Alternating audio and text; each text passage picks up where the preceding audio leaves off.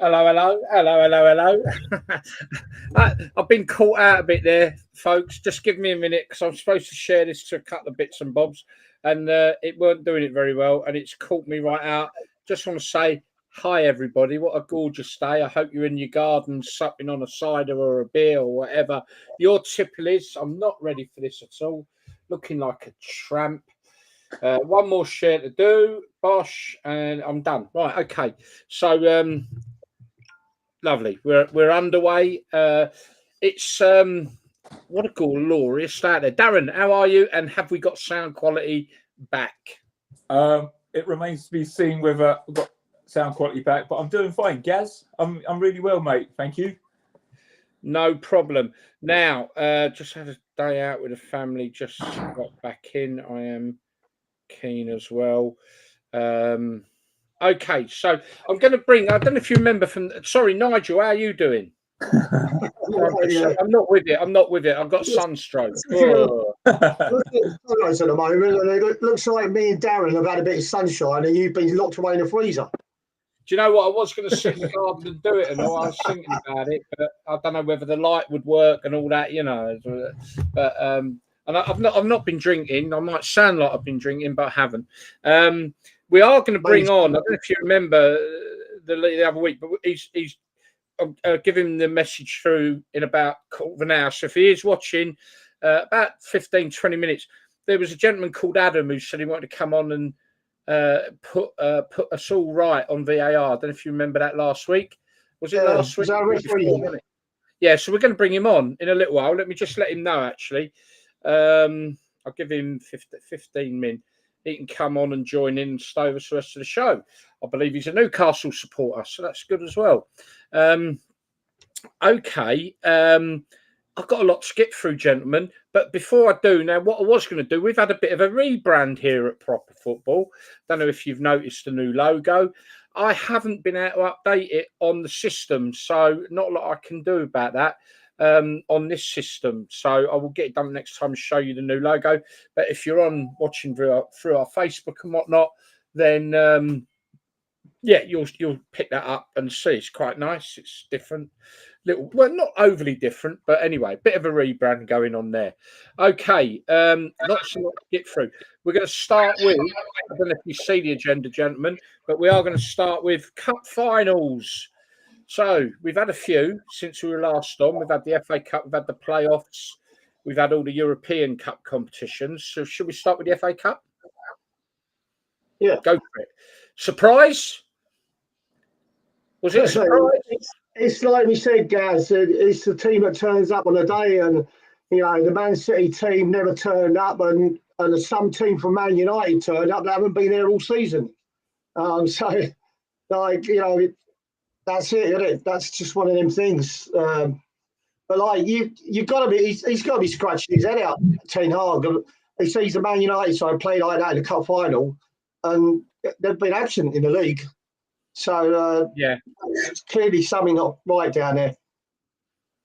Yeah, but yeah, a bit of a surprise. Darren, what are your thoughts? Did you watch it or not? Or I did, mate. I did, yeah. Like we always bang on, it just doesn't feel like the cup final anymore. But that's another matter entirely different, isn't it?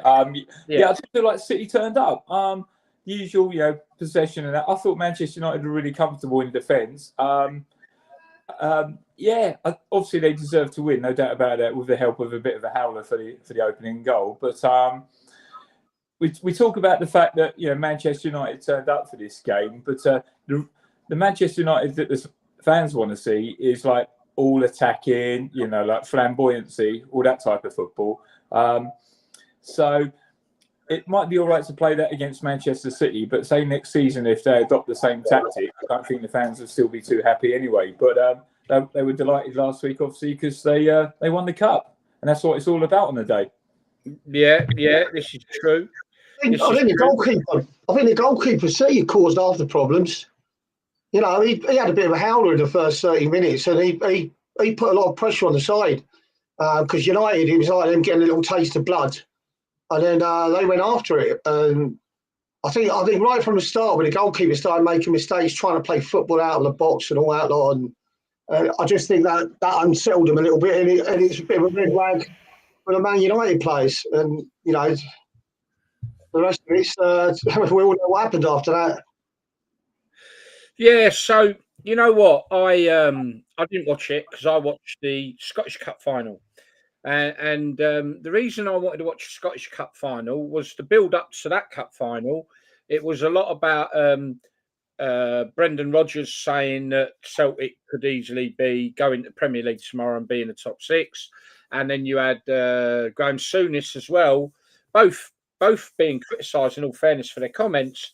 Graham Souness's were that Rangers are not a million miles away from Celtic. So I watched Cup final. If I'm going to make my own mind up, so I'm going to quickly give you my opinion, and we'll move on to the playoff final, Leeds Southampton. And I did watch it, and I sort of studied it a bit. And was there much between the sides? No. Have Celtic got more quality? I would say yes. Are they a bit ahead of Rangers? Yes. Are they a million miles away? No, I don't think they are. I don't think Graham Souness is far off the mark with it. They're not a million miles away at all. However, the interesting thing here is I know a season ticket holder at Celtic, and he was talking to me, and the one real concern he had was if Rangers won the league, and this is the difference between them. So, Graham, if you're listening, this is the difference. That he is, but anyway, you never know. So the difference between them is, and this is quite sensible, that Celtic supporter, his biggest concern about them winning the league wasn't the fact that they were going to win the league. It was the fact that they were going to get into the Champions League and earn the money. By them earning the money, they will close the gap immediately because Celtic have got a bigger war chest than Rangers. So it's just all about a little bit of money. And that's the gap. So that's all the gap is. It's quite clear. When talking to that Celtic supporter, it was so obvious what the concern of a Celtic supporter was when it came to that Rangers winning the league. So that was that. That for me is the answer to it. There is a gap. Is it huge? No. What is the gap? It's money. Celtic have been more successful in the Champions League. They've got in there more, 13 wins in the last 14 years. So they've been reaping in a lot more money than Rangers. That's the difference. So if they had a big investor or something, they would close the gap fairly quickly, I guess. Then for the other comment about Celtic being in the top six, I watched the game. It was a good game. I enjoyed it. It was end to end. Proper old football, actually. I did enjoy it. I probably enjoyed it more than I would have done the FA Cup. But he's wrong. Brendan Rodgers is wrong because the quality they say Celtic didn't turn up overly that well. There was not a great performance, but not top six. Not a chance. Top six. Not yet, anyway. Not yet. But my view is both them clubs are huge clubs in their own right, and give them a few years of earning the level of money that we earn down in the English leagues, they would be challenging top six positions, I think, but not like Brendan. I'm not a fan of Brendan Rodgers anyway. I don't think they would be hiding in the middle of the table. I mean, the interest, what you've got to look at is the top six Premier League clubs. When they're going into the transfer market, nobody's looking to buy a Celtic or Rangers player. None of them top six teams are. Which just shows that they don't rate them players good enough to get in their sides. No, they're not. They're not. And I watched that cup final. And if you'd have watched it, Nigel, you'd be completely sort of agreeing with me in the respect that it wasn't top six quality. It wasn't top half quality. But I do genuinely believe with the size of the club in which they are, both of them, not just Celtic, but Rangers as well, given the money over a few seasons, they're big enough to put a challenge in. We say that, but look at Leeds United and people like that who, I don't know. It's a tough one, but it'll never happen anyway, so there's no point us beating on about it. That's true. Yeah, let's just quickly mention a few people that have come on. Stephen Parkin, hello. Ben Higgins, hello. Jeff Thompson, hello. Gareth Williams, hello. I hope you're all right. Listen, everyone who's watching us, you can join in. We're actually bringing on somebody who wanted to explain a bit. We wanted to talk about VAR with us last week. We're going to bring him on in about 10 minutes' time, Adam. So I look forward to that. But yeah, you can join in, put your comments on. We will be doing from now on a Q&A. So don't bang questions at us. Put your comments, your opinions on. And then when we get the Q, Charlie, there you go. See, now, Charlie, we've just been talking about Celtic Rangers, mate. I don't know if you heard that. Just let us know. Did you hear that? Or I'll repeat it for you, mate. Charlie's he's a season ticket holder at Rangers, not the Celtic season ticket holder that I was talking to. But Charlie, man, I'm glad you come on. But yeah, put your comments on that on. The Q&A will be coming up in about half an hour, and you can throw the questions at all of us. Heard the end, mate. Well, what I was basically saying, Charlie, was very quickly, and I wouldn't mind getting your opinion. So, look, top six for Celtic or Rangers come to that is not on the cards without a lot more investment into each of them clubs, in my opinion. But they will get that investment through being in the Premier League. If they ain't going to happen, I know, but it's only on the basis of what Brendan Rodgers was talking about, which was more out of his arse, really. But anyway, really on the basis that fancy saying that they were going to they'd guaranteed top six. Not at that point, and the same with Rangers, both huge clubs. The other point was, Charlie, was Graham Souness's point about you're not a million miles away from each other in the league, and a lot of people saying, well, yeah, they are. They're and I was talking to a Celtic season ticket holder, and his biggest fear of Rangers winning the league was the fact they get in the Champions League and they get the money, and it's the money he believed that would close that gap. So there is a gap, a little bit of a gap. They've got bigger war chests than you have. Close the gap, a little bit of money. And yeah, I think Graham was fairly right about this in the respect that it's not a million miles. He wasn't saying that they're equal. He was saying not a million miles. But anyway. I just, while we're on the subject of Rangers, I've got a little story for you, right? When I left Watford and I joined Derby, it was all done really hush-hush. I got a phone call Wednesday to go and meet Arthur Cox about signing for Derby. So I went and discussed terms on a Thursday morning. It was all kept hush-hush. I'd had my medical by 5 o'clock and I signed for Derby. So I've gone back home to Watford, obviously say bye lads, get me boots and stuff like that. And I'm in a hotel on a Friday night and we're playing against Birmingham the next day at home. And I get a phone call from Colin West, who was playing for Rangers at the time. And Graham Souness was manager. Yeah. And he went, I just heard you gone to Derby. He said, I can't believe you gone to Derby. Can't believe you gone to Derby. I said, well, I know I'm dropping down the division, but, the second in the league, and I think we'll go up again. He went, no, it's not that. He says, my gaffer, Graham Souness, has been asking me about you all week. I think he was going to put a bid in for you. Would you have gone, Nigel? Would you have gone? Because would you have gone up there? I would have done, because at the time, Rangers were massive. Back in that day, they were a big club. I'm not saying they're not now, but they had big, high-profile players. They had big names up there, didn't they? They all them lot up. So it was a side that would have appealed to me, yeah. And like with Souness in charge, good player. I like Souness. I mean, he's pretty.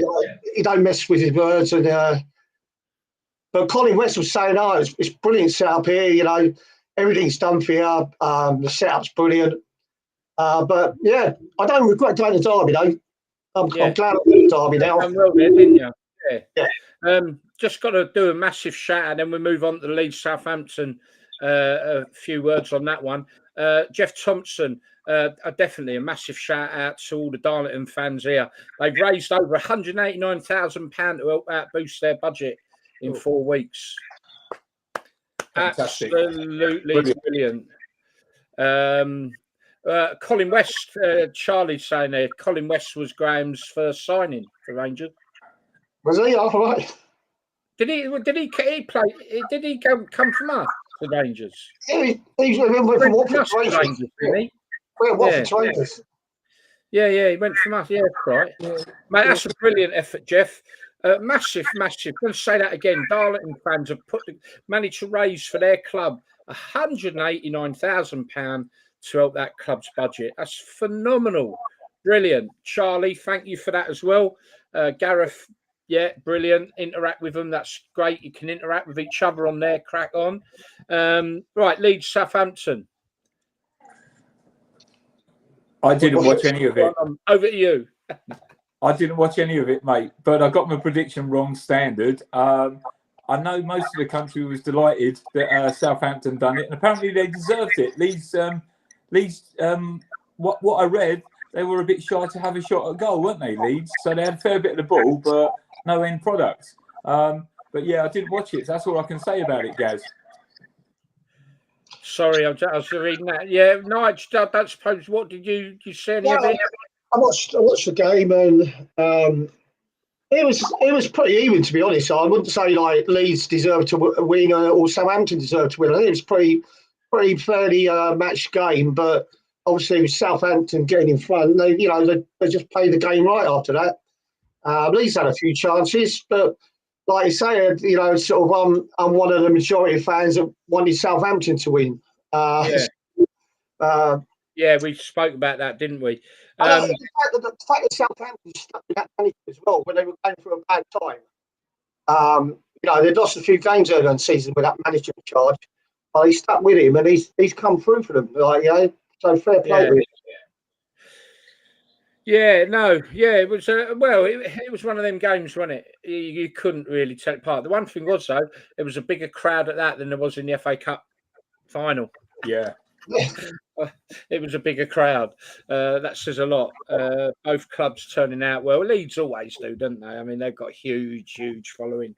But okay, so look, there's been some European finals, obviously. Atlanta, Dad pronounce that. Atalanta, obviously beating Leverkusen, who have been fairly unbeaten this year.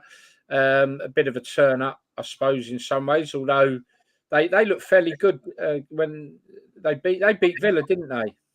No. Olympiacos beat Villa, didn't? Oh no, they beat Liverpool. They beat Liverpool. They beat Liverpool. That's right. Yeah. So yes, we've had some European finals. Now, obviously, last night we had the big one. Now, before we talk about the game, I want us to talk about, in actual fact, what I'll do. We'll talk about the game first. Let me get this Adam on because he might have an opinion on this as well. But I am going to talk. I've got some footage here and some pictures of the shenanigans, the embarrassing shenanigans that Wembley produced again last night. Yeah, absolutely ridiculous. After all what's gone on, but let's talk about the game first. Guys, give me your thoughts on the game last night whilst I just drop an invite over to our friend Adam. Kelly? Well, I didn't really get to see the whole game because obviously I was working last night. But I saw bits and pieces of it, and it looked a fairly close game until Real Madrid went 1-0 up. But I think sort of like I would imagine 85% of the population here would have expected Real Madrid to win it. So I don't think there's any surprise on that. But they're going to be even stronger next year with the lad going over Mbappe signing for Real Madrid. That's going to be a good addition to the squad, isn't it? Oh, mate, yeah, they're going to be they are going to be a force and a half. They are, aren't they? And Bellingham, come on. They reckon he's going to get the Ballon d'Or now at 19, don't they? Yeah, maybe. Is he the next Messi? Is he the next Ronaldo? And he's English. No. You don't think so, no? No. He's a different type of player, isn't he?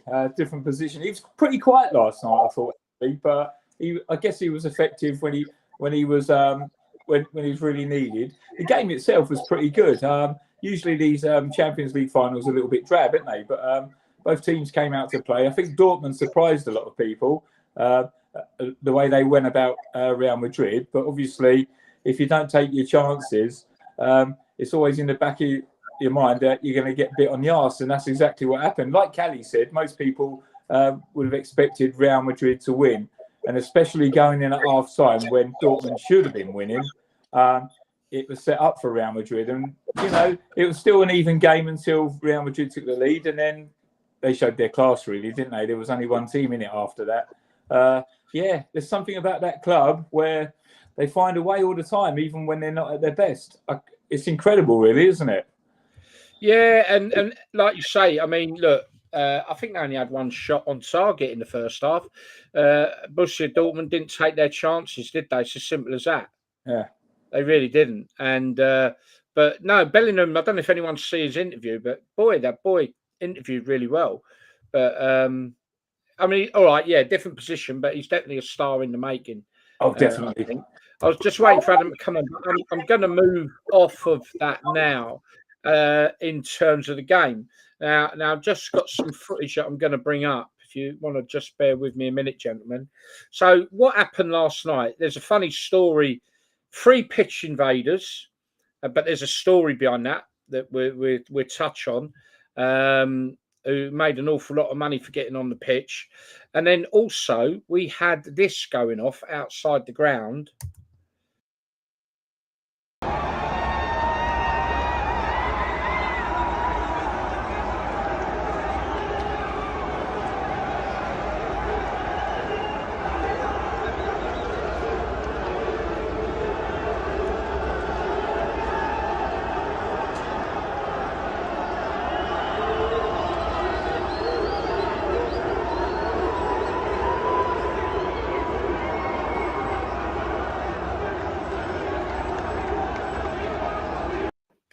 I'll cut that short.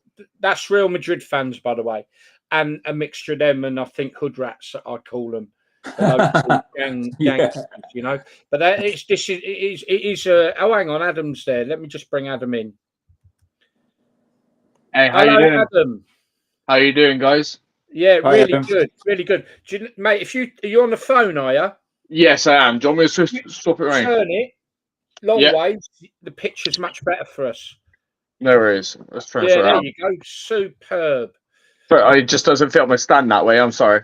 No, that's all right. That's all right. Look, great to come on. We're going to carry on talking about the show. You just join in with us, and then we'll have a little chat about VAR at some point that you wanted to bring up. Yeah. You know, so Adam, let me just quickly introduce you. So we've got Nigel. Right, Nigel. Obviously, ex-Watford Villa, England under-21s, Derby County. Then you've got Darren, ex-River Island, who is, in my view, one of the best vloggers, ground hoppers in the country. But there we are. Yeah. Okay.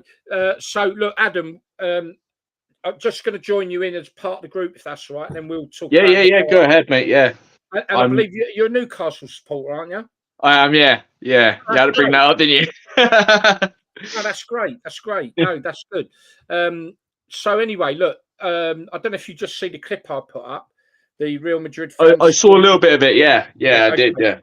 I've just got a couple more things to show you guys. So, like I say, you had that going on outside, which we'll talk about in a moment. But also you had no, don't want that one. Now what have I done with them? Oh yeah, sorry guys. So pitch invaders. So that's one of them. Now there's a real story behind this. All come out in the open now, and there's another pitch invader. There was 3 in total. I've only got these pictures of the 2 of them, but 3 invaders in total got on the pitch at Wembley last night. We'll come on to the whole thing around Wembley, and there's also another thing I want to talk about is the use of flares. These are real talking points in my view. It's embarrassing in my view that Wembley, after what happened in the Euros, then what happened out in France, that this has happened again. And when we see the video of all them fans steaming, that are ticketless fans. Now I've looked into this because I wasn't sure it's genuine. It happened last night. There are Real Madrid fans in amongst maybe the hood rats that come out from the gutter as well. So yeah, there's a lot of Madrid fans mixed in with hooligans, I guess, from the streets, not football. But it's just a disgrace, isn't it? You see, what's the point in stewards that just going to let you run through them? Yeah. Well, what's the point? But look, I'll tell you what. What's your views on it, Nigel? Oh, hang on, mate. Hang on. Sorry, mate. Hang on. That's my fault. Bear with me. Right, go on, mates. Go again. Right, yeah. Yeah, you see the volume of people running through the stewards. I mean, there's no way them stewards can stop that amount of people. So I don't think you can blame the stewards for it, because there's, other than getting armed policemen in with guns and stuff like that, you're not going to stop them people getting through. That amount of people is too much. Barriers. Sure. Why don't they just put their metal barriers up? I don't get it. You go to West Ham, right, and everything's barriered, right? You could not do that at West Ham, so why can you do it? I mean, all right, Wembley's got a bit, but they use barriers to an effect. Gaz, I back in the mid 90s, I did a bit of stewarding at Wembley, and I don't know, times have changed. You just turn up, in a black pair of trousers, a white shirt, you get high vis on, and you're not police, you're not this. No. You're just a presence, and if there's a mob of fans that want to get into that ground, they're going to get in, mate, because the ordinary Joe Blogs like me, I'd be like, I disagree, mate. I'm going to disagree with you, because at the end of the day, in this stand, they spent an additional £5 million on that last night, security. Yeah. Right. But what security is it? Yeah, but that's what I mean. I disagree with you that there is a way to stop them getting in. Of course, I see. Sorry, I disagree in the point of, at the end of the day, it's ineffective. They're bloody idiots, really. And not being funny, the stewarding now is, to be honest with you, I don't know how to say this without sounding wrong. Shambles.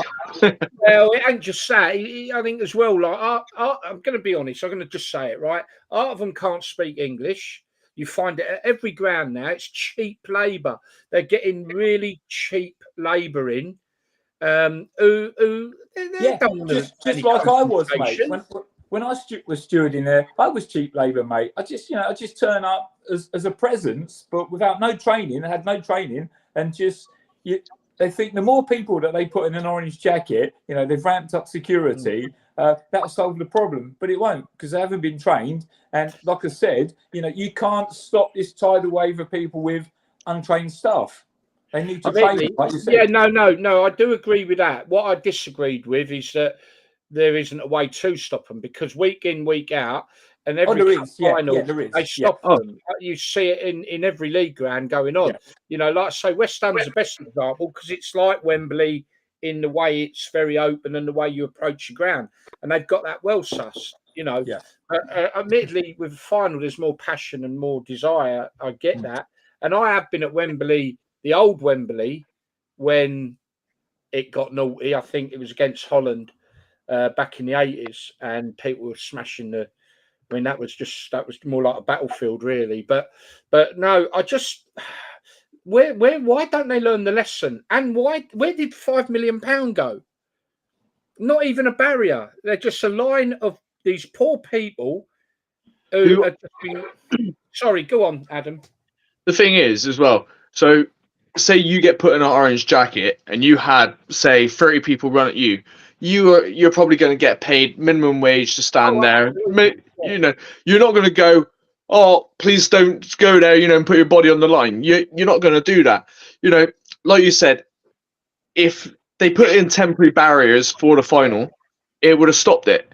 Yes. Or it would have at least done something. But also, the 5 million should have gone towards extra policing, a lot more police. Instead of stewards, police, because at least police have the rights to, arm themselves, defend themselves as well. But you can't expect a line of stewards on minimum wage, right, to put their bodies on the line for the sakes of, a couple of quid an hour. I do agree with that. I must admit. But like I say, I agree with Darren's point. What I thought you were saying, Darren, that you couldn't ever stop them, but you're right about stop them the way they're doing it now. They're not using them. But you are right. Now I'm going to touch on something else in a minute that is from that final, and this is a real problem, I think, in football. That there is priorities now. I don't know whether it's UEFA that fund everything, therefore. But if you've got a Class A game in this country, there are boatloads of police at that game. Yeah. Probably only 30, 40,000 in a ground. You can have boatloads at a game where there's only 15 or 20,000. You didn't see hardly any police there. So it just stinks again, I think, of the bureaucracy around the governing bodies of football. But from my point of view, Wembley is supposed to be our shining light. The beacon, yeah. Itself down again. Yeah. Anyway, look, I just want to show you this as well. And this is another thing that came out last night that I thought I'd like to discuss. And then we'll just have a quick look at any comments that are coming in. But look at this now. The pyrotechnics, yeah. This is Wembley. If you're an England fan doing that in Wembley, you're going to get dragged out. You're going to get a footballing ban. So how is it right that any foreign club coming over into this country to play are allowed? You're telling me that they couldn't have found some of them? Mate, I've been to Wembley, mate. They look for them. And if you get caught with one, you can get a footballing ban. Maybe they had it up their ass. I mean, that looks dangerous, doesn't it? Yeah. Just looking at it, it looks dangerous. It is 100%. That's disgusting. Why are they letting it happen when they won't let us do it? So I've been in an environment where flares have been off around me, and it does make it hard to breathe, especially if you're asthmatic. You know, it makes it really hard to breathe, as well as it stinks and stuff like that. But there is an atmosphere to it. But if it's not allowed in stadiums, it shouldn't be in a stadium because other people around you. You don't know what medical condition someone next to you's got. It's banned in this country. Very simply, it's absolutely banned in this country. And I've seen people get banning orders for carrying a little smoke one, you know. Gaz, regarding the picture, have a look at it. It's all in sync, isn't it? It's organised. Well, very, How's that happened? I don't know. Let's quickly go back to it, and then I must go over some of the comments that have come in. Bear with me, guys. Sorry. So, what's I don't. Oh, I see what you're saying. So it goes off from one end to another. You can see it's already running out this end. There's none at the top. There's none I'm on the sides. It's all in the same bit. How it's organised? Oh yes, it's organised. It's organised. So the authorities must know that it's going to happen. Yeah. Do you remember a few years ago, Old Trafford? It happened with one of the clubs that had come over, and that away end at Old Trafford looked like it was burning. It was like mad. You know, I just. You know, when you would get a banning order for it and they let that happen, I don't know. Let's see what comments we got, and then we'll move along. Okay, let's see. Where did I get up to? Charlie, that's an interesting one, talking about the European Cups. So each of the three cups, Conference, Europa and Champions League, all won by Italian managers. Did you know that? No. Yeah. I didn't. But thank you, Charlie. Good evening, Surin. Good evening, Rob. Mr. Atkins, good evening from the Watford podcast. Oh, and I'm losing them now. What's happening here? What we got? Hey, guys, you're doing well. I see what Adam's saying. And, yeah, they are on minimum wages, but they are stewards. That's their job, but I agree they need to be paid more. I think if you pay more, you get better quality. Like with anything, you know, you get proper SIA or whatever accredited people who, you know, would stand but you shouldn't have to stand like that. I just can't understand why they didn't have barriers. I don't know if you've been to non-league. Like how many non-league games you've been to. I've been to Bath City because I live near Bath. I've been to watch Bath City, and there's some guy on there. He's in his earning extra money along with his pension. And if I wanted to run on the pitch, there's no way he's stopping me from running on that pitch. You know, it's just not happening. And there's one guy in the whole home end behind the goal, and I'm going, he's not stopping anyone. If we wanted to jump on that pitch, he's stopping no one. It's just. Yeah, no. I mean, I think you can understand that in non-league. You're not going to ever get. Yeah. I'm just using it like steward to fan ratio is wrong, but also, you know, you got people there who are just there to see the game and don't care about it. Like get a little bit of money, get to see a game, so they're not caring about what happens behind them. I agree, totally. Yeah. And you know, the three guys that got on, by the way, the story behind that is there's a Russian YouTuber or whatever has offered to pay anybody who got on the pitch wearing his T-shirts. Oh, really? £300,000 each.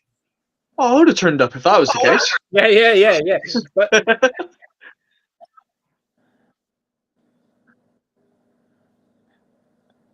I think Gaz is frozen.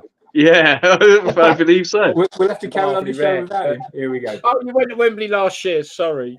Oh, hang on. I think I've just lost signal. There we are. Yeah, you did. Yeah.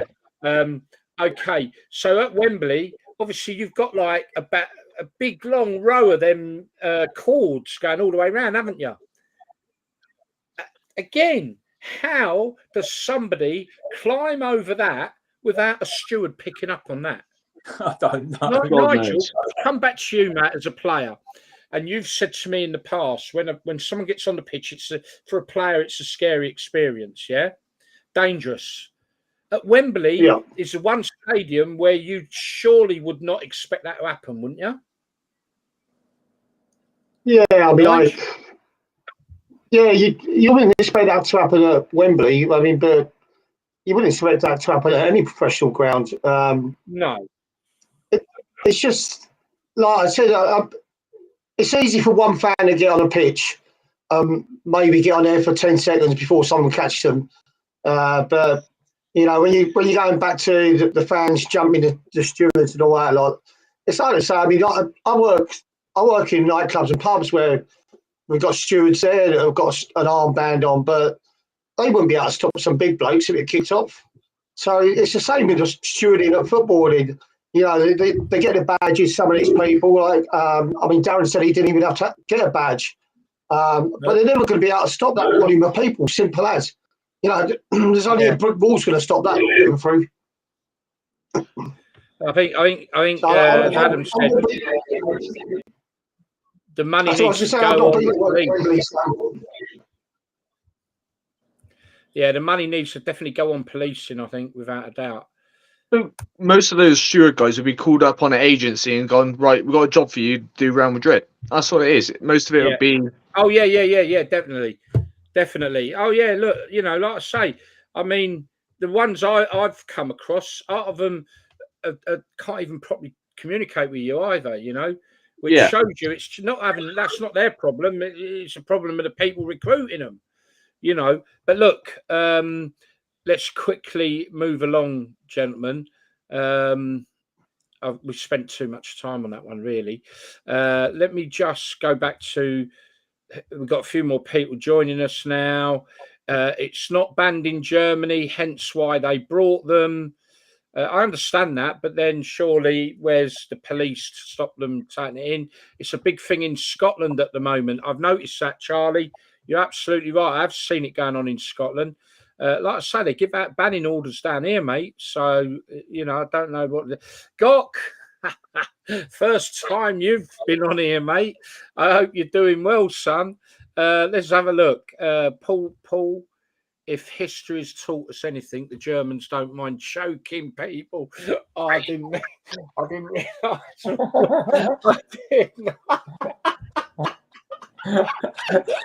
I didn't realise what I was fucking reading then. Oh, God, that's so you, isn't it, mate? Oh, Gaz. Oh, no. Oh, my Lucky it God. ain't live, eh, mate? Yeah.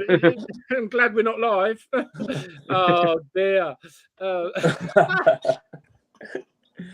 Oh, don't. I read it out as well. You got me, you sod. Oh, dear. Oh, I don't know what to say to that one, really. Anyway, I stewarded for Watford between 1998 and 2001, and the money was crap. But did we... What's that? Sorry, but we were all fans. Yeah, that's true. In a lot of clubs, so a lot of stewards are the fans, aren't they, as well? So yeah, you get to know people, I suppose. But I can't believe that. Oh, Adam's gone. I can't believe I got caught on that one. That's quote of the week and all that, isn't it? Blimey. Right, okay, we are going to move along now. So we covered the finals. We covered all the security failures at Wembley. I think that's Adam back on. Let me just see. I'll just bring him in. Yeah, I'm back. Yeah, I'm back. Sorry. He's back. Manager madness. Okay, gentlemen. So there's so much going on. Let's just cover the big ones. Let's start with Klopp. Success at Liverpool, legend at Liverpool. Would you say that's a fair assessment of Klopp? He's gone. I think you can only ask Liverpool. I think you can ask Liverpool fans whether Klopp's a legend. I think he's done a really good job, and I know it all depends if success measured by trophies, because obviously putting him up against Guardiola in the Guardiola era, he comes a very, very poor second. But he's galvanised the club, hasn't he? He's got everyone on side. He's played some brilliant football, so I think he's been an out-and-out success personally. Yeah, Nigel. Yeah, I'll agree with Darren. I actually like Klopp. I think him and Guardiola are the two best managers. Arteta's getting there. He's not far behind them, but I like his enthusiasm for the game. And I noticed when he was doing his press interview, he did say that he was tired. He wasn't tired to the point that he couldn't do his job properly, but he said that he couldn't do it to the best of his ability because he felt run down a bit. So he didn't feel he could give him 100% in training. He was relying on the coaches to chip in quite a lot. And he felt it was the right time to get out. And, I don't blame him. That's got to be stressful at them big clubs, the pressure you're under. Yeah. But I will say, I think he's definitely left Liverpool in a better situation than they were when he took over. Even the young players coming through the youth system are getting into the first team and doing well. So everything looks, the next manager that comes in, everything's in place for him there. But it's a bit like sort of when they replaced Alex Ferguson. The next person who comes in, big pressure on them to fill the boots. Yeah, very much so. Adam, thoughts on that one? So me personally, what Liverpool sees as their golden era is literally been Man United's worst era. They're saying Man United have been failures over the last 11 years, but Liverpool's won just as many trophies in the last 11 years. Or since 2013, it's been exactly the same. Both won 11 trophies. If it's gauged on trophies, they're calling one club a failure, and yet they're calling themselves success. You can't. If it's based on trophies, they got no ground to stand on. What I will say, though, is Klopp has done such a good job at Liverpool. He's dragged them from a mid-table team when he took over. They were a mid-table team with a bunch of average players.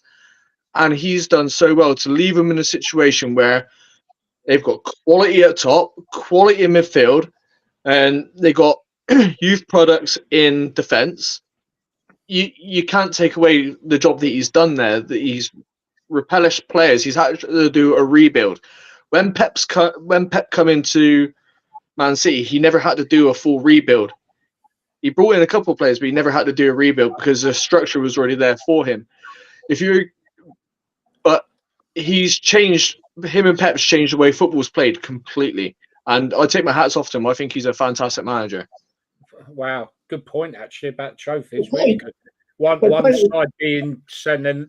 I get it. Really good. All I'm going to say is I think he seems a really lovely guy. He has done a great job there, but he is a bit of an old woman when it comes to whinging and whining. The grass is too long. The wind was blowing the wrong direction. That was the only thing. Rooney,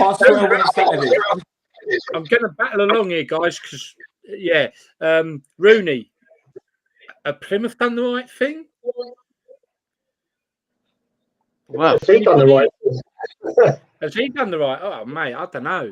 Listen, I'll go back to what we said before about Rooney. He's learned his trade. He's learned his football playing for some of the best managers and playing at the top level. You take your things that you learn off their managers down to a team like Plymouth. You've got to have the players that can implement your coaching skills. And if them players aren't to the standards to play the way he wants them to play, I think it's going to be Birmingham all over again.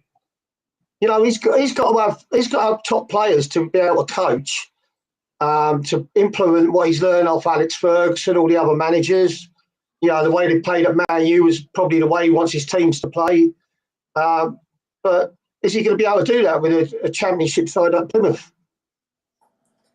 Do you know what, Kelly? Kelly, I think you're right. It's a bit like, obviously, let's take Guardiola, you know, like arguably the greatest Premier League manager.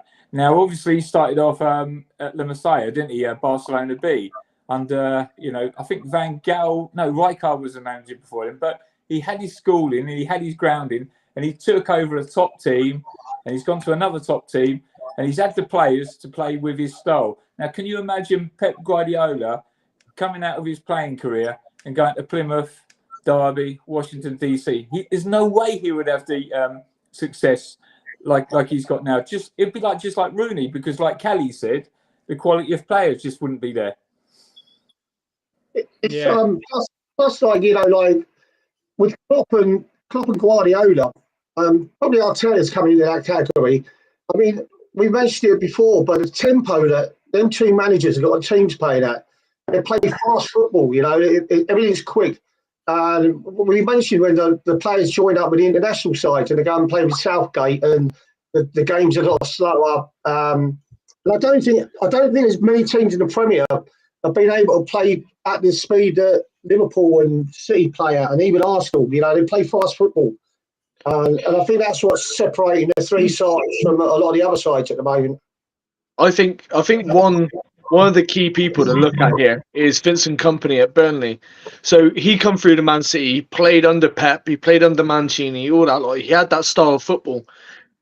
But even though he spent money in young, talented players, they didn't have the standard of player that City had to be able to play that football. They dominated the Championship, but when it came to the Premiership, they were just a little bit below the standard that they needed to be at. Exactly. But they had those superstars at Burnley. Like you know, if you wanted him to sort of like take over a team like Burnley and bring what he's learned at Man City and stuff like that, he's got to have players. And there were no superstars at Burnley. You've got to have a few superstars. Like, when he's got to Bayern Munich now. Let's see. You know, he's got the players there. He's got the tools. Yeah. Let's see how he does this season. That's what I'm going. He said, although he's been at Burnley, he said he sat in the same dressing rooms as the top players. So it's not as if like he's a Burnley manager going in, jumping up 4 levels. You know, he's played with all the top internationals and he's sat in their dressing rooms. So he said he's. So should we all have predictions? Let's all have predictions now about how Bayern Munich do next year. I think it'll do well because Kompany has obviously come from Burnley. You know, and he wanted to play a particular style, didn't he? But he couldn't because he didn't have the players. But now in Munich, he's going to have the players. So, yeah, I think they've got every chance of having a great season. Well, I genuinely believe it'll be the best you'll see Bayern Munich play over the last couple of years where they've been struggling to win the league, right? I reckon it'll be the best they play because it'll be structured, it'll be strict, and you play his way or you're sat on the side. It's the way he was at Burnley. You know, people didn't want to play his style of football, and he's just took him out of the team, put someone in. You got Live Foster in, like a guy I've never heard of before, and I don't think he's that great, but he's got him in because he plays the style of football. Jay Rodriguez has been sitting on the bench week in, week out, who's proven at English football. Yeah, that's a really good point.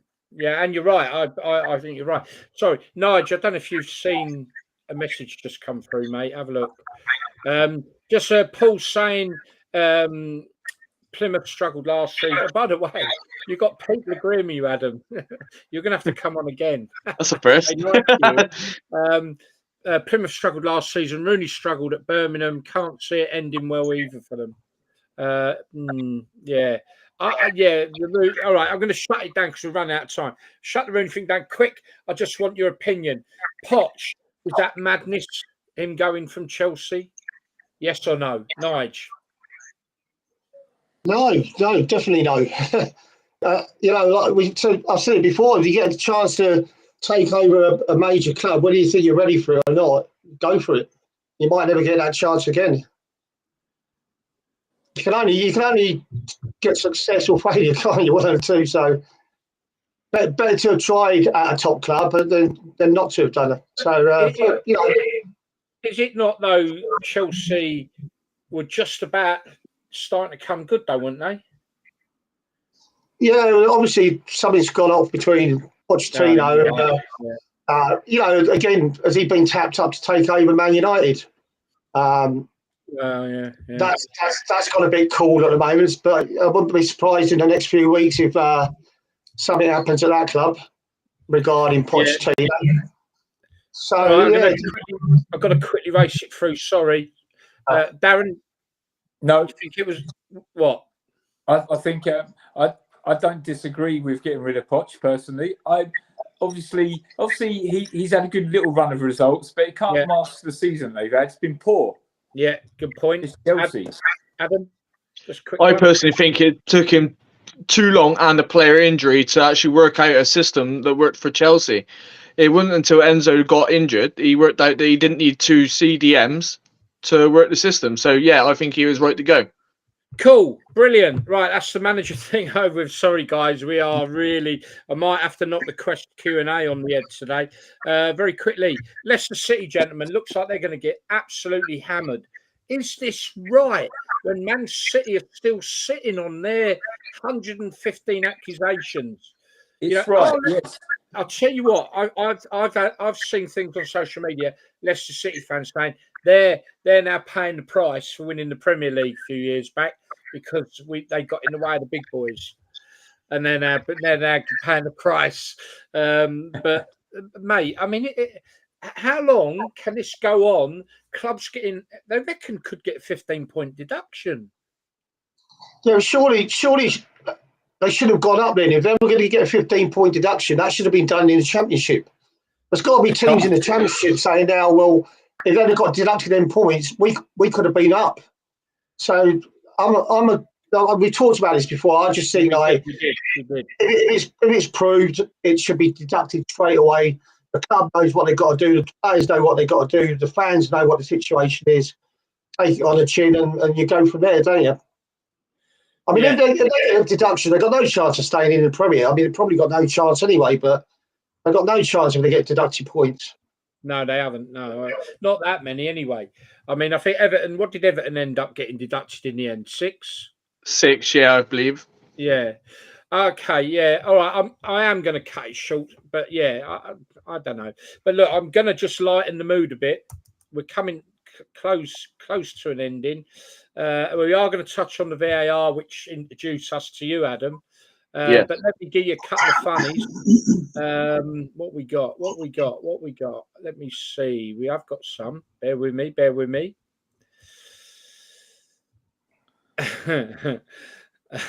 Okay, this is the first one, just to lighten the mood before we say goodnight.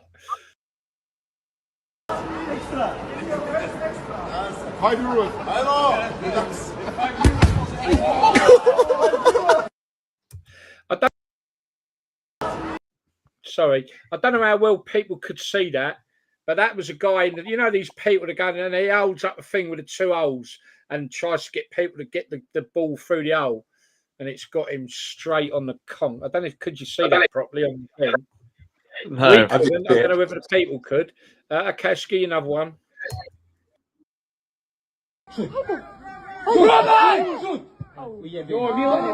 Moja.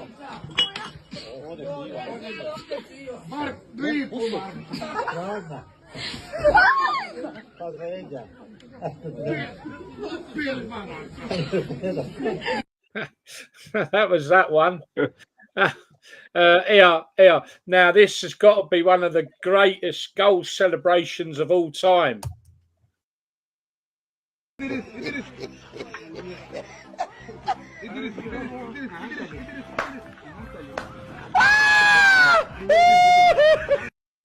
I got that wrong. That's the wrong video. I've got another one. It's brilliant, but that was funny. I'm going to play that again.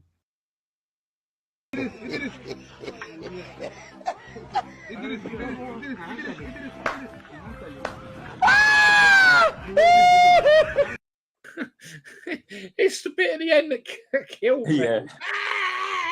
That wasn't the goal celebration. I don't think I've got the goal celebration, have I? I don't think I have. No, I'll get that on for next time. I ain't going to spoil it. We'll leave that. Just this one now. I was out and about yesterday, Friday, and I ain't going to say where because it's obviously somebody's house. But I come across this picture here. and I made a little song up that I'm going to sing to you, right? And it goes, 3 lines on a gate, the roses are still gleaming, 30 years of hurt, but I am still... No, that ain't right. Anyway, I got that wrong. But at the end, anyway, I made a little song, but I took a photo of it. 3 lines on a gate. I couldn't help it, you know what I mean? 3 lines on a gate. Guys, don't give up the presenting. Oh, yeah.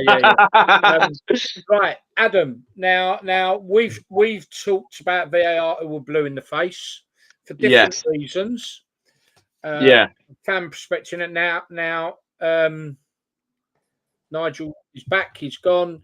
Bear with me. Let me get Nigel back on. He's back on. Right. So now we had a discussion about this 2 weeks ago, and that was when you said, look, can I come on and I'll put it straight in a few minutes. The floor's yours, my man. Talk about VAR. Right, so I don't know how much you guys I didn't get to see do a full episode, but me personally, so people complain about VAR, and the Liverpool one was the massive one at Tottenham, right? The referee on the pitch put the ball in the centre circle, so VAR looked up and was gone, oh, we go with the on-field decision as a goal. And he hasn't had that communication. It's people using VAR. VAR itself, because VAR would 100% give that offside if it was clear communication. It's people using VAR that's making it wrong. And the uses of VAR is incorrect. Me personally, I think the rules, how can you be correct? Sorry, I got something written down here. How can you expect the decisions of VAR to be 100% correct when the rules itself literally are written in such a way I could think something's handball, you might not. Like Darren, you might go, oh, that's not handball. Well, in my eyes, it's like, yeah, it's 100% handball. It all depends on each other's opinion because it's the way the rules are written. You know, it's so the whole thing is this clear and obvious thing that, you know, I think referees are hiding behind and people using VAR are hiding behind. They keep on saying clear and obvious. The way VAR needs to be used is the game should be kept running, or the referee needs to make a decision, and then VAR go, no, you got that incorrect. Last night in the Champions League, Vinicius Jr. dived and gave Hummels and getting a yellow card. And he didn't even touch him. Why couldn't VAR just go, no, sorry, you got that incorrect? You know, it's because the way it's written out and the way VAR's now being used, or the way they want VAR used, is totally incorrect. It should be used for errors, 100% like errors. Offsides now is gone because they've got that semi-automated offside, so that'll be left out of human error. People are going to make human error, but it's going to be coming down to people arguing what's right, what's wrong. So the rules need to be rewritten so you can't argue about the rule. That's the issue. Be black and white. Yeah, 100% needs to be black and white. If it hits your arm and there's you gain an advantage from it, that's what I grew up on. If it hits your arm and you gain an advantage from it, it's handball, right? Or along them lines. It needs to be black and white, straight up, no. And then VAR itself, when it comes to making decisions, a lot of decisions it's made, right? So, like the Liverpool one, for instance, against Tottenham again, the on-field decision was offside. Right, so then if VAR wasn't there, it would still be offside. A lot of decisions it's not overturning, it would be that are wrong for not overturning. The decision will still stand if VAR wasn't there. Right. So in my case, why would you take away VAR when it's getting some decisions correct that aren't correct already? So it is improving the game on decision making because you got decisions. It's not overturning correct decisions; it's overturning wrong decisions. Yeah, So I see that. Could you hear me, guys? Am I froze on the screen? yeah, can't you're see it. Sorry, Incredible All Hulk. I see is a black screen. but you can hear incredible. me, yeah? Yeah, Yeah, but I can't see it. Yeah, and yeah, all your points that you're saying. If I mean, you probably worked it out that not all of us are fans of modern football, but 100%. but we love non-league football. But the thing is for me and experiencing it for a number of years when Watford were in the Premiership was my big down point about VAR is taking away the spontaneity for a fan of the goal, where Right. it hits the back of the net, and you should be able to. Instead, what you were doing, you were like muting a little bit. And that for me is why I go football. It's that moment of that goal, the euphoria, and it's like having sex and having an orgasm, isn't it? Again, yeah. But did you? No, I ain't experienced that for a long time. So, did you guys watch the FA Cup final? You obviously did, didn't you? No, I watched the Scottish one. Right. Okay. Well, I think Man City scored, and Man City fans were erupted. And then 5 minutes later, the goal got took away because of offside. United fans erupted. The place, literally, the atmosphere must have been insane, right? Because it erupted just as much as they scored because the goal got took away. Yeah. And, it works both ways. All right, you do have to wait, like, oh, well, was that offside? Was it not? Now, this season's got the automated, semi-automated offside. We don't have to wait anymore because it should be right there and then, like the World Cup. It was right there and then. It didn't have this 10-minute wait, for offsides. So you thinking, oh, well, can I celebrate? Can I not? This season, it'd be totally different because you'll have it semi-automated. So it'd be done in like 10 seconds. Well, if you're telling me that next season's going to be different, and as a fan, eventually they'll wear you down, They, in my view, is it does wear the fan down in the end. That you're automatically, is it a goal or isn't it? Yeah, because it happens so often. But if you're telling me that next year that's going to be very different, then we'll all watch that very carefully and see how. When we watched the World Cup in Qatar, and they had the semi-auto, it was literally done in 10 seconds, and we were celebrating the goal, and then it was telling us yes or no within 10 seconds. Like, why didn't they do that in the past? I'll never know. They voted it out last season. This season, I do agree. I mean, I do agree. If it's going to be instant, in the old days, it was like, well, not in the old days, but in all the other leagues, if the linesman flag ain't up, then it's a goal. That's one thing that bugs me as well. Like, obviously, the Lino's flag needs to go up. Then yeah. It's because you see them this clear offside. Like, I'm sat in a pub 300 miles away, I can see it, and I've had 3 pints. I can see it's offside. So why is a lino who's right there and then? I used to referee as well. So I used to referee at Somerset, mid Somerset level, Somerset County, and I've been on the line. I know how difficult it is, but it is difficult. But it's I mean, a couple of times. you're paid 75 grand a year to do a job. It's You know what though, with the linesman, I think these offside decisions, the closer they are to you, so like obviously if you're going alongside the line, the closer the players are to you, the harder it is. Oh, 100%. If you're looking further apart. So I can understand these flags, because that's what they've been told. Don't raise it till literally the phase is over. Because what if the linesman's flag did go up like you're suggesting, and then obviously I'm only saying on the clear ones though. About the fact that it shouldn't have gone up. Yeah, 100%. But I'm saying on the clear ones, the ones that are like 5 yards offside, like you can clearly see it's offside, and you're thinking, why is he not put it up? Was he not even watching? Because the guy's on another pitch. I don't think the officials are told whether to raise the flag for clear or not, kind of thing. Do you know what I mean? Yeah. I think a little bit marginal sort of thing. So what is marginal? 1 yard, 2 yards? Again, interpretation, isn't it? It's a bit of a mess. So who was it you used to play for Watford? Sorry. Nigel. Not me. You said Adam's young. So, You insulted Nigel, mate. but yeah, like, how dangerous is it allowing for play to go on, right, when it's clear and obvious that it's offside? Like, I've seen Van Dijk get injured because of it.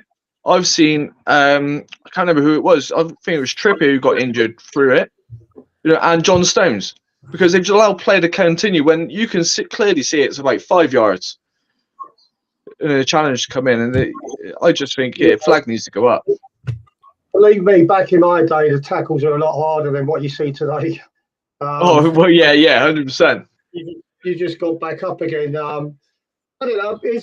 As a footballer, if you're through on goal and you haven't seen the flag go, you're still going to keep going. And sometimes the players used to just want to put a ball in the back of the net to annoy the other fans. But yeah, I think with the injury situation by letting play go on, I don't think that's a big issue because I don't think a lot of players get seriously injured out of that. But there's a lot of things with VAR I don't. As a footballer back in my day, I think I'd have gone crazy if I was playing today with VAR because I totally agree with handballs, penalty decisions, ball over the line, but I can't get into this. He's a pixel offside, his elbow pixels offside. Oh, 100%. That's for me. It's just they said football's a simple game. Why make it hard? It should be a spontaneous game as well, Callie. And it's not a spontaneous game anymore, is it? When it comes to the VAR decisions, you've got to have mistakes in the game because that's what people go away and talk about in the pub after the game. Like it's a big topic for them. They love debating it, but they're not getting nothing to debate at all at the moment because they can't even celebrate a goal until they know it's I mean, VAR is good, but it needs to be. We're trying to squeeze too much out of it. They're trying to make it too. One of the lads up there says that football. VAR taking all the emotion out of the game. It's looking for the perfect game. Football has never been perfect. Isn't that what we fell in love with? And he's right there. Yeah. It's never going to be a perfect game. I agree. Everything you just said there. Yeah, we're looking for perfection because obviously, Adam, when you were talking about VAR and getting the right decision, the wrong decision, improving the game, there's lots of things that improve the game or not. Bigger crowds, better atmospheres, advantage being played, letting the game flow, stuff like even wrong decisions sometimes where the fans can celebrate, spontaneously. Yeah. I think that's good for the game. I do. Yeah, like I can't deny that. Like, I mean, 100%. Yeah. But then, how many times have you gone, like, when it's come to the end of the season, your team's missed out on something? I mean, Newcastle missing out on Champions League because PSG got that handball. Yeah. Like, VAR gave that. Yeah. And for me, I've gone, just decisions like that when it was never a penalty. I think, why is VAR being used there? In that, like, referees not gave it. He's had full on sight of what's happened, right? And it's not clear and obvious mistake because referees saw it, but it's jumping in. I just quickly on that. I think I did mention before. Okay, so quickly, hi guys, Nick Paul. I hate VAR in football. This is why I love my football. Crawley fan from League 2 now to League 1. Yeah, well done, Crawley. Absolutely. Yes. It's going to be a great season for you. You can hear me, guys, can't you? Yes. Yeah. You just can't see me. I don't know what's happening with my camera. Anyway, VAR, League 1. Without VAR, it's brilliant. Yeah, I think the older generation of fan just despise it because it ain't the football we fell in love with. I think as the younger generation starts to get used to it, and they're born into it, if you know what I mean. As they grow up and they know it'll be different, I guess. But look, we're going to have to stop that there. Right, going to just finish off with, we are next week, guys. We're going to do the podcast, and it's going to be the preview to the Euros. Woo. It's coming home. We're going to preview the Euros next week. And then, everybody, we are going to be covering the Euros 2 shows a week. We're going to be 6 o'clock, as we always are, every Sunday during the Euros, and on a Wednesday at 7 o'clock. We are attempting to get different guests on. I'm excited on the 3rd of July, Wednesday, the 3rd of July. We've got guests coming on, Ian Story Moore, who is, if you look him up, if you don't know who he is, then my God, he's a legend. He's played with the very best, played in the Man United side with Law and Best and Charlton. He played for England back in 72, I think it was. He is the biggest legend Nottingham Forest have got. There ain't another legend who can beat him. So I can't wait to get him on. The man has worked in non-league football at Burton Albion and some other clubs. He's played in the American efforts back in the day. I forget who he played for, but the New York Cosmo days and stuff like that. So I'm going to try and get some more on and get some exciting people on. We'll talk about that, guys, after. Come on, Scotland. Charlie, why don't you come on? We want Scotsman on, and we want.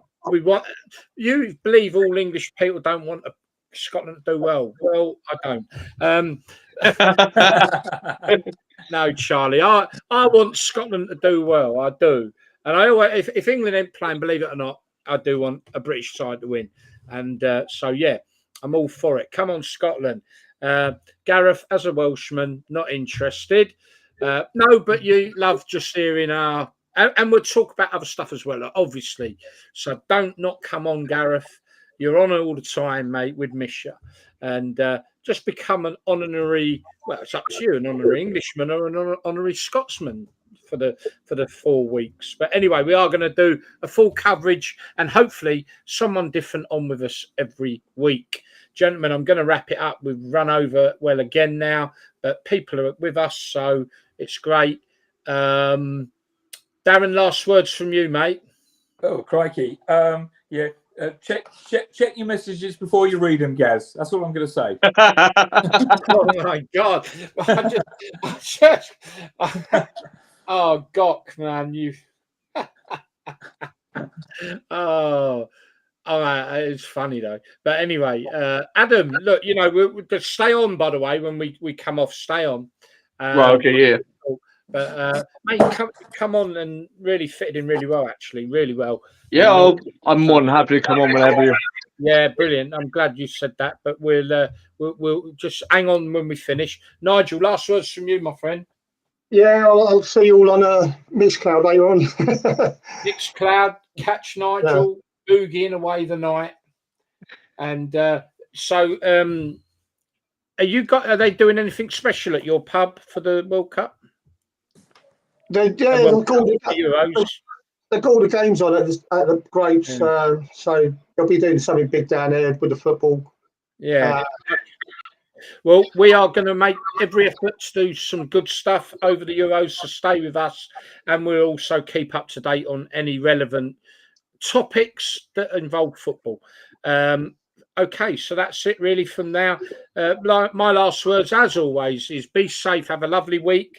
Hopefully we get some sunshine. Been a great day today, and we'll catch you all next Sunday for our Euro preview show. 6 o'clock next Sunday, folks. Bear with me. I've got to get ready for the getting out of this. So ending the stream now. Bear with me. Oh, what's going on? I've had some real issues with this tonight. But anyway. This is